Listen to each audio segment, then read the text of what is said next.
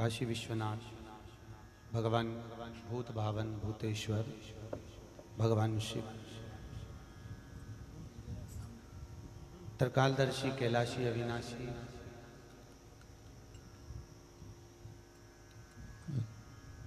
भगवान शंकर की पावन कथा। ठीक है बेटा,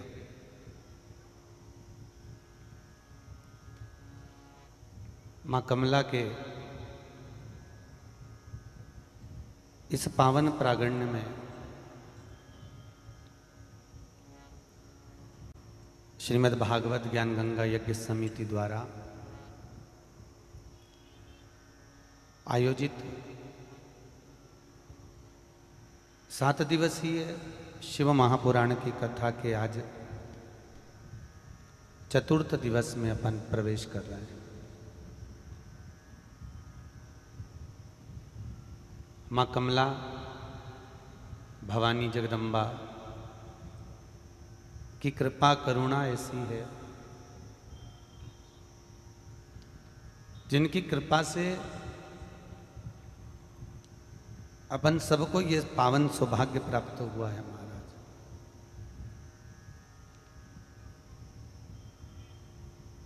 और जब तक प्रभु कृपा ना करे, जब तक स्वयं त्रिकालदर्शी कैलाशी अविनाशी मेरा शंकर करुणा ना करे, इसको बंद कर दो, जब तक शिव कृपा ना करे तब तक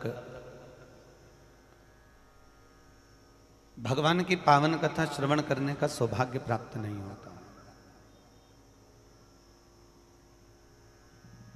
हमारे पूर्व समय का कोई दान, कोई पुण्य, कोई सत्कर्म ऐसा हुआ है जिसके कारण हमें माँ कमला की इस पावन नगरी में कथा सुनने का सौभाग्य मिला है।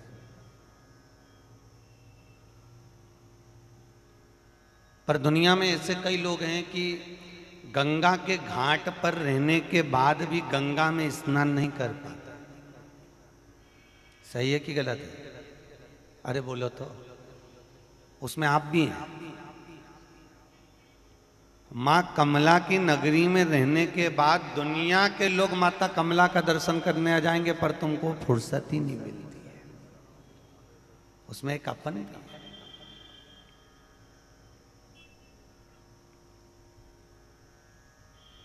कोई कोई तो नवरात्रि में 1 आध दिन चले जाता होगा तो चले जाता होगा। ऐसे बहुत लोग हैं, ध्यान रखना हो।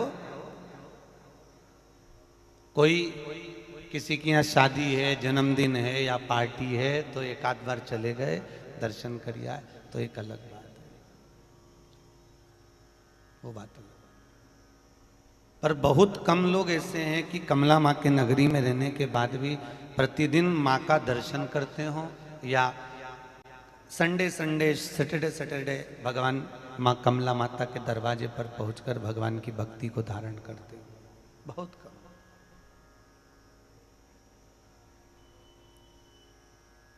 माँ गंगा के घाट पर रहने के बाद भी गंगा का स्नान नहीं कर पाना, यह हमारी कहीं भाग्य में लिखा ही नहीं है। और किसी किसी की किस्मत ऐसी होती है कि दूर दूर से भी लोग यहाँ दर्शन करने के लिए आ जाते हैं, या कथा का रसपान करने के लिए आ जाते हैं, या कथा श्रवण करने के लिए आ जाते हैं। कहीं प्रभु की कृपा है तो।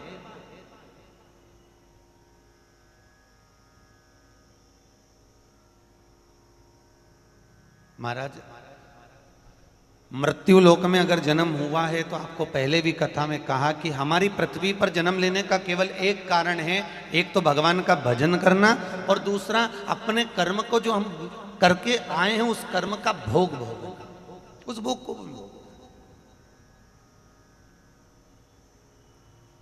जो हम कर्म कर कर आए हैं उसको भोग भोगने के।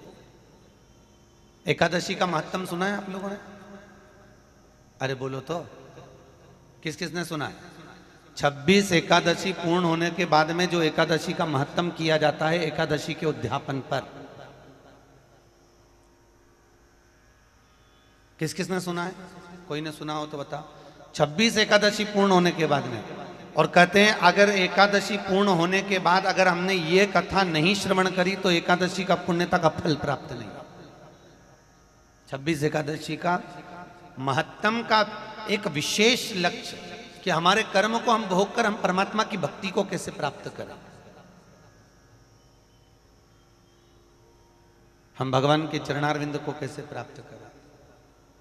महाराज, एक नगर में एक राजा रहता था, बड़ा दानवीर था, बड़ा सत्कर्मी था, बड़ा पुण्यवान था। भगवान का भजन करना, स्मरण करना, कीर्तन करना, नाम जाप करना, नाम स्मरण में लगा रहना, उसको कोई दूसरी चीज सुहाती नहीं थी। वो तो बस भगवान की भक्ति में दिन रात दिन प्रति स्मरण में लगा हुआ है बस वो, उसको और कुछ भाता ही नहीं है उसको, केवल भगवान की भक्ति। एक छोटा सा मंदिर बनवाया उसने, और मंदिर बनवाने के बाद में एक पंडित जी को लाकर उसमें नियुक्त कर दिया कि आपको यहाँ पूजन करना है, यहाँ पाठ करना है, यहाँ अर्चना करना है। पंडित जी ने कहा ठीक है। समय बीता, राजा का एक लड़का था, उसकी शादी हो गई, घर में बहू आ गई। अब घर में जब बहू आई तो 3-4 महीने बीते थे, और 3-4 महीने बीतने में आज बहू थोड़ा जल्दी जाग गई, और बहू थोड़ा जल्दी जागी, और जागने के बाद में बहू जागते ही आज राजा के लड़के की जो तलवार की म्यान रखी थी, उस म्यान को, तलवार को उठाकर देखने लगी, उस म्यान को देख रही।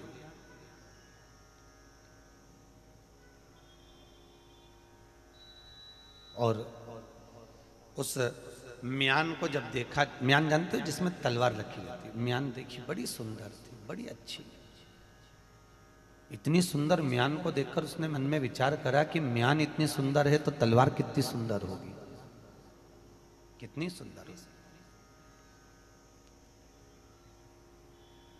उसने उस म्यान में से तलवार को निकाला, और तलवार को निकाला तो जैसे ही तलवार को निकाला, तलवार निकालते से उसकी चमक के कारण वो तलवार हाथ से छूट गई, और तलवार छूटी, और जहां राजा का लड़का सोया हुआ था, इसका पति सोया हुआ था, उसके गले पर जाकर पड़ गई, पति मर गया, पति मरा। और जब पति मरा तो इसने विचार करा कि मैं अगर राजा के पास में जाती हूं तो राजा सोचेगा कि मैंने तलवार से अपने पति को मार दिया और मृत्यु दंड दे देगा, तो मैं करूं तो करूं क्या। इसने मन में विचार करा, एक काम करती हूं, सवेरे सवेरे पंडित जी पूजन करने के लिए आते हैं, और जब पंडित जी पूजन करने के लिए आएंगे मंदिर में, तो इस राजा के लड़के के शव को उठाकर मैं खींच कर रात्रि में उस मंदिर के पीछे जो तुलसी का क्यारा है, उस क्यारे के पास में इसको ले जाकर पटक देती हूँ, और सवेरे राजा आएगा तब मैं चिल्ला दूंगी कि पंडित जी ने इसको मारा है, पंडित ने इसको समाप्त कर दिया। महाराज, रात्रि को ले जाकर पत्नी ने पति के शव को उठाकर और ले जाकर डाल दिया तुलसी के क्यारे के पास में। सुबह हुई, पंडित जी आए तुलसी लेने के लिए, और पंडित जी जब तुलसी लेने के लिए आए, इतने में ये बहू चिल्लाना चालू कर दी, अरे मेरे पति को मार दिया, अरे मेरे पति को मार दिया, अरे मेरे पति को मार डाला, अरे इस पंडित ने मेरे पति को मार दिया, अरे इस ब्राह्मण ने मेरे पति को मार दिया। पूरा नगर एकत्रित हो गया, पूरा राज्य एकत्रित हो गया, राजा निकल कर बाहर आ गया, मेरे बेटे को किसने मार दिया, इकलौता लड़का, आखिर मारा तो मारा किसने। जो देखा तो बेटे का शव पड़ा हुआ था, पंडित जी को बंदी बनाया गया, कारागार में डाल दिया, राजा ने अपने लड़के का अंतिम संस्कार कर दिया। अंतिम संस्कार करा, आज राजा अपने सिंहासन पर बैठा और बैठकर मन में विचार कर रहा है कि इस पंडित से मेरे बेटे का क्या बैर है, मैं ये पंडित मेरे बेटे को मार नहीं सकता, पर सारे के सारे सबूत इसके खिलाफ में है महाराज, सारे सबूत इसके खिलाफ। अब जब सारे के सारे सबूत इसके खिलाफ हैं तो ऐसा लगता है कि हो सकता है इसी ने मारा होगा। महाराज, राजा ने अपने सिंहासन पर बैठकर निर्णय दे दिया, इस पंडित ने मेरे बेटे की हत्या करी है, पर मैं जानता हूं कि ये पंडित कभी किसी को मार नहीं सकता। एक चींटी तक इसने कभी जिंदगी में नहीं मारी, कभी झिंगुर तक नहीं मारा, कभी मच्छर को नहीं मारा, तो ये मेरे बेटे को क्यों मारेगा? पर मुझे सारे सबूत सामने जो मिले हैं उसके हिसाब से इसने मेरे बेटे को मारा है। इसलिए एक काम करो, इस पंडित का एक हाथ काट दिया जाए। जिस हाथ से इस पंडित ने मेरे बेटे को मारा उसका वह हाथ काट दो। हाथ काट दिया। महाराज, राजा के दूतों ने उस पंडित के हाथ को काटा। पंडित चिल्लाता रहा, महाराज मैंने नहीं मारा है, मैं असत्य नहीं कह रहा हूं महाराज, मैं सत्य बोल रहा हूं, मैंने कभी अपनी जिंदगी में असत्य नहीं बोला, मैंने नहीं मारा है, आप विश्वास तो करो महाराज, मैं नहीं मारा हूं। पर कोई सुनने को तैयार नहीं। पंडित जी ने मंदिर में पूजन करना बंद कर दी, और पूजन करना बंद कर कर आज पंडित जी अपने गुरु के पास गए। गुरुदेव, मैंने अपनी जिंदगी में कभी झूठ नहीं बोला गुरुजी, मैंने अपनी जिंदगी में कभी असत्य नहीं बोला गुरुजी, मैंने अपनी जिंदगी में कभी कपट नहीं करा गुरुजी। फिर आखिर ये तो बताओ गुरुदेव कि मेरे हाथ कटा तो कटा क्यों? मैंने झूठ नहीं बोला, मैंने कपट नहीं करा, मैंने कभी छिद्र नहीं करा, मैंने कभी बेईमानी नहीं करी, मैंने कभी प्रपंच नहीं करा, तो फिर मेरा हस्त कटा तो कटा क्यों? इतने में गुरुजी ने कहा, सुन बेटा, मैं किसी के भाग्य को नहीं बखान सकता, पर इतना जरूर है कि मेरे जो गुरु हैं वो जरूर, मेरे गुरु तुझको कुछ ना कुछ जरूर बताएंगे, ये पक्का है, तू जा मेरे गुरु के पास। अब वो अपने गुरु को छोड़कर गुरुजी के कहने पर गुरु के पास पहुंचा। जैसे ही काशी में पहुंचा, काशी में मणिकर्णिका के घाट पर गुरुजी रहते थे, और मणिकर्णिका के घाट पर गुरुजी के पास में जैसे ही पहुंचा, आवाज लगाई, गुरुदेव गुरुदेव। थोड़ा डीले कम कर दो हल्का से, गुरुदेव, ओ गुरुदेव। अब जैसी आवाज लगाई, आवाज लगाते ही गुरुजी तो थे नहीं, गुरुदेव नहीं थे, और गुरुजी की पत्नी थी। कौन थी घर पर? जम के बोलो जरा। गुरुजी की धर्म पत्नी नहीं बोला हमने, क्या बोला है? पत्नी। और गुरुजी की पत्नी अंदर से आवाज लगाकर, कौन है दरवाजे पर? बाहर आई। ये भी संत तुकाराम की पत्नी से कम नहीं थी, उनसे कम नहीं थी। बाहर आई, कौन आया? क्या बात है? हमें गुरुजी से मिलना है। इतने में वो गुरुजी की पत्नी चिल्ला कर दौड़ी, कहीं कहां मर रहा होगा तेरा गुरु, चल निकल यहां से बाहर। आ गए गुरुजी गुरुजी करने के लिए, गुरुजी के चेले बनकर, निकलो बाहर। वो गुरु भी पापी कपटी, और तू भी पापी कपटी, ना जाने कहां से रोने के लिए आ गया, निकल बाहर यहां से। अब गुरुजी की पत्नी ने धक्के मारकर उस चेले को बाहर निकाल दिया, और वो चेला एक मंदिर में जाकर बैठ गया, भगवान की भक्ति में लीन हो गया। शाम का समय था, शाम के समय वापिस घर गया गुरुजी के। फिर आवाज लगाई, गुरुजी की पत्नी अभी नहीं थी, गुरुजी थे, और गुरुजी के कानों में जैसे ही शब्द गया, गुरुजी निकल कर बाहर आए। कौन है दरवाजे पर? गुरुदेव, मेरे गुरुजी ने आपके पास भेजा है, आप उनके गुरु हैं, मुझे कुछ पूछना है। गुरुजी ने कहा, आओ बेटा अंदर आइए, बैठो, पानी पियोगे? हाँ, जल पियो, बैठो। क्या बात है? मेरे गुरुजी ने भेजा है, मेरा भाग्य पूछना है कि मेरा पूर्व में मैंने कौन सा कर्म करा था कि मेरा हाथ कटा। पर गुरुदेव, मैं अपना कर्म तो बाद में पूछूंगा, पर पहले आप एक बात अपनी जिंदगी की मुझे बता दो कि मैं अपना कर्म पूछता, वो अपनी जगह पर है, पर मैं सवेरे आया था, आपकी पत्नी ने इतनी गालियां दी, आपको भी गालियां दी, मेरे को भी गाली दी, पर एक बात तो बताओ गुरुजी, मेरा कर्म तो बाद में बताना, पर आपने ऐसा कौन सा कर्म करा था जो आपको ऐसी मिली है? आपने करा क्या था? क्या करा था?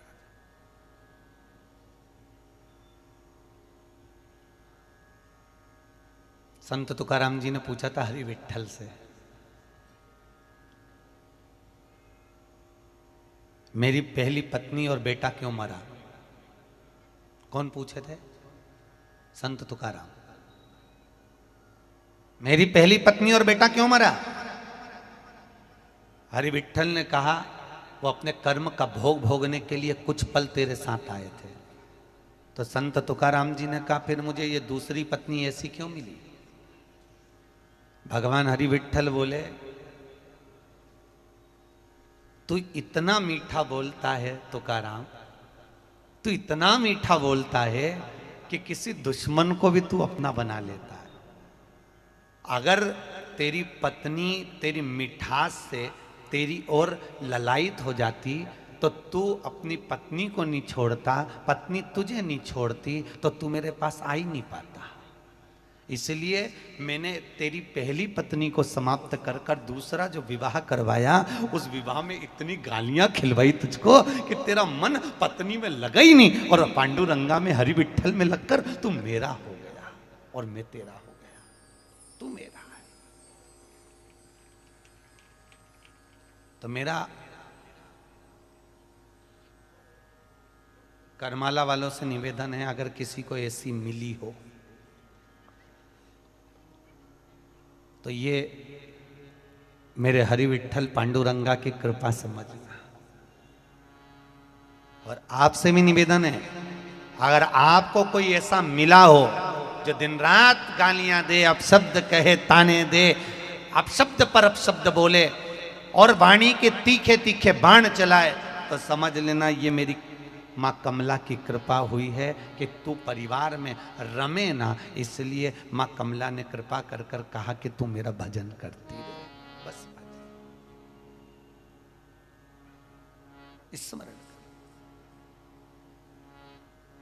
गुरुदेव मैं अपना भाग्य बाद में पूछूंगा, पहले अपना भाग्य बताओ। इतने में वो गुरुजी ने कहा मेरी जिंदगी निकल गई पर किसी ने आज तक मुझसे अपना भाग्य नहीं पूछा। तो पहले कोई व्यक्ति आया है जिसने मुझसे अपना भाग्य पूछा है, और अगर तू पूछ रहा है तो सुन, मैं अपना भाग्य बताता हूं। पूर्व समय में मैं कौआ था और ये गधी थी, मेरी धर्मपत्नी गधी थी। बोझा डोड़ होकर इसकी पीठ पर एक घाव हो गया था, एक फोड़ा हो गया था पीठ पर। मैं कौआ उड़ते उड़ते जाता, इसकी पीठ पर बैठता, पीठ पे बैठकर मैं अपनी चोंच से इसके घाव को खरोदता। मैं घाव को खरोदता तो ये ऊंचा को चक्कर भागता। मुझे बड़ा अच्छा लगता, बड़ा आनंद आता। ये मेरे चक्कर में इधर उधर भागती, मैं इसकी पीठ पे बैठता, फिर इसके घाव को खरोदता। धीरे धीरे धीरे धीरे धीरे धीरे एक समय ऐसा आया कि मुझसे पीछा छुड़ाकर हरिद्वार भाग गई। मैं इसको ढूंढते ढूंढते 3 महीने बाद हरिद्वार पहुंच गया, और हरिद्वार में पहुंचकर मैंने इसको देखा। देखकर फिर मैं इसकी पीठ पर बैठा, फिर मैंने इसके घाव को खरोदा। जैसे ही घाव को खरोदा, ये दर्द के मारे चीखती हुई चिल्लाती हुई ये गधी मेरे को लेकर गंगा जी में कूद गई, और गंगा जी में कूदी, हम दोनों मर गए। मरने के बाद ये मेरी पत्नी बन गई, मैं इसका पति बन गया। पहले मैंने अपनी चोंच से इसको खरोदा था, अब ये अपनी चोंच से मुझको खरोद रही है, हिसाब बराबर कर रही है कर्म का। फिर निवेदन है, मत बुरे कर्म कर बंदे वरना पछताएगा, भगवान की आंखों से तू बच नहीं पाएगा।